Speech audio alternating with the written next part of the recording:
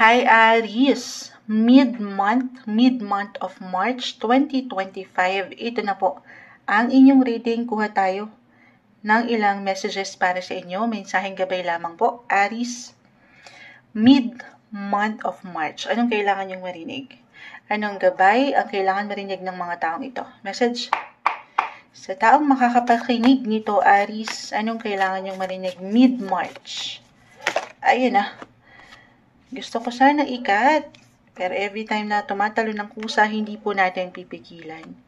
Temperance card, 5 of Pentacles, 9 of Swords, the Magician. Sige, add natin to. Add pa tayo. 4 of Wands. Okay. So, medyo, nahati yung aking nakikita dito. 50-50 yung emotions. Andito yung normal, highs and lows, ups and downs, especially pagdating sa emosyon. Yung kasiyahan at kalungkutan. Andito, reversal tayo guys every time. Pwede itong mag-apply sa'yo mismo or sa ilang tao sa inyong paligid.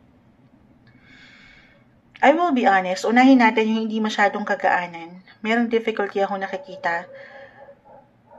Could be physically, mentally, emotionally, or even financially with the 5 of Pentacles. Yung ilang alalahanin dyan na dito na pag-iisip, parang ang hirap makatulog. May ilang imbalances na paano na magagampanan o maharap ko ba? May solusyon ba? Pinapaalalahanan kayo ng baraha Aries na kalma. The Temperance card, kalmahan nyo lang daw.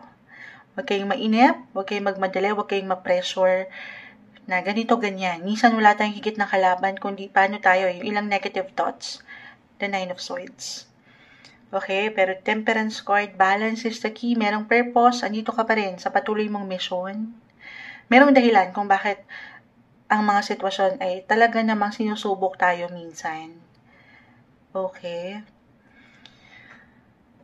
Okay. Why I'm getting a message dito, if this is about your career, for some of you, just only take what resonate. I will be honest, okay? Ito dito kayo na pag-aalala. Maaring, yes, something will end to make room for something new. Hindi kailangan laliman yung ending. Endings can bring new opportunity, guys. Kaakibat yan. Lagi kayong maniniwala na meron mang magtatapos, merong bagong simula. At hindi kailangan laliman po yun. Maaring kahit sa simpleng ito, kung meron kayong proyekto na tinatakbo ngayon sa inyong negosyo or trabaho, maging ano pa man yan, matatapos nyo. Makukumpleto nyo. The Magician. Merong completion. Maharap nyo. Magical. The 4 of Wands, meron kayong isi-celebrate.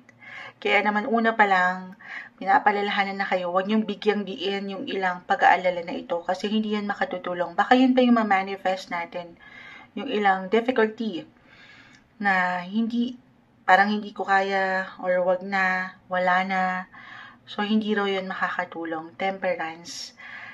Paangatin yung paulit-ulit sa balance. Yung temper, ay sa Aries, andyan yung init ng emosyon, determinasyon. Nag-iinit kayo at baka mapunta sa pag-init ng ulo. Ayan, especially right now, si Mercury, si Venus, astrologically, right now, this month ay nasa retrograde pace. Kapag naka-retrograde ang isang planeta, hindi kaganda yung flow, parang tulog siya. Si Mars actually, your planet ruler, ay andito pa rin sa post-shadow phase. So, maaaring may ilang drama sa hapon kang kinakaharap.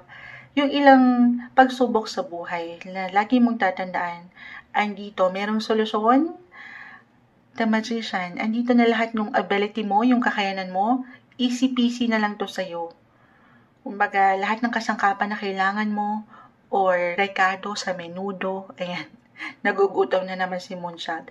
Hindi, pero meron kang kakayanan, meron kang power, sasalamangkahin mo lang itong ilang ganap na ito. Okay, wag kang iwanan ng pag-aalala. Sapat na pahinga, baka ganun lang to. If this is about your health, hindi po isang health advisor ang Moonchild.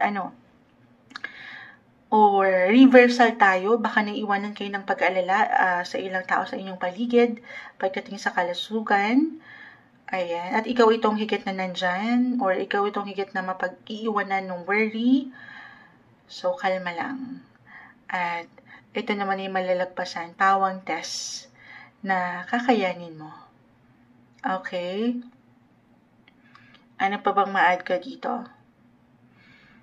Okay, move forward. Move forward lang tayo. Naiiwasan natin yung pressure ng buhay na baka hindi na, nahuhuli ka na, mailang ganap na hindi natin maiwasan. At siya, nagiging negative yung ilang situation. Okay?